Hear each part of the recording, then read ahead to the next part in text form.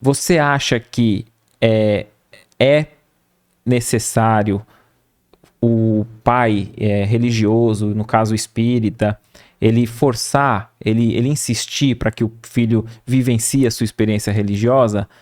Tem outros que pensam que não, tem que deixar ele por conta, quando ele crescer ele escolhe o caminho. O que você pensa a respeito? Então, se você deixar ele crescer e escolher o caminho, e você não deu nenhum caminho, fica difícil, né? Então, você tem que dar pelo menos um caminho, né? Esse primeiro caminho você tem que dar, né? Você tem que orientar. Se depois ele quiser escolher outro caminho, tem que respeitar, é o livre-arbítrio dele. Perfeito. Né? Mas o primeiro você deu, a primeira base a gente tem que dar.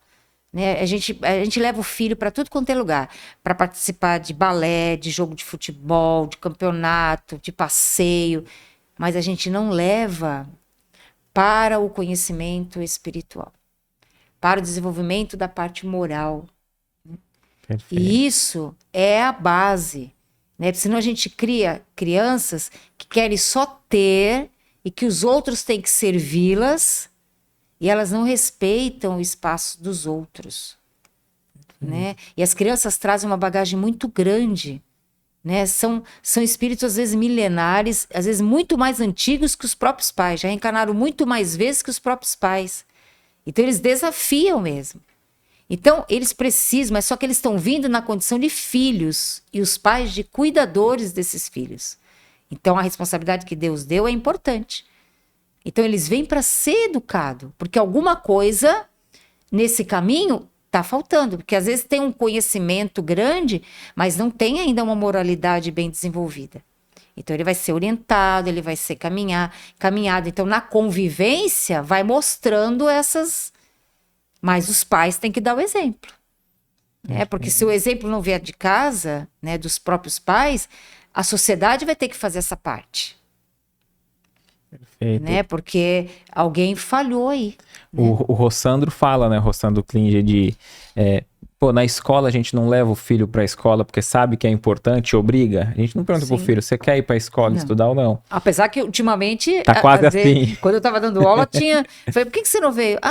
Falei pra minha mãe que eu não queria vir, ela deixou. Olha. Né? Porque tava chovendo, eu também não vou. Né? E aí, como que pode? Né? Então, quando você for trabalhar, se chover, você não vai.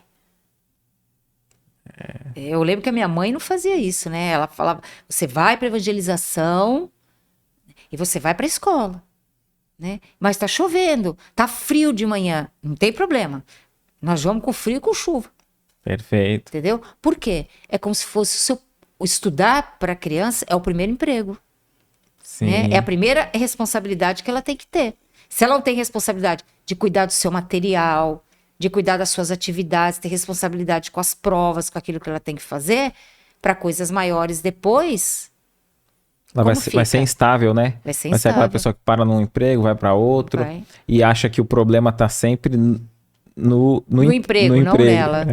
É igual um casamento, né? Sim. Você casa, não deu certo, você troca de marido, o problema dá de novo, você troca de novo, mas você não olha aonde está a raiz do problema, né? O que você achou desse corte? Coloca aqui nos comentários a sua opinião sobre esse tema. Para ver o episódio completo, é só pesquisar Recomeçar Podcast Espírita. E caso tenha ficado alguma dúvida sobre a doutrina espírita, é perfeitamente normal. Procure ler as obras de Allan Kardec.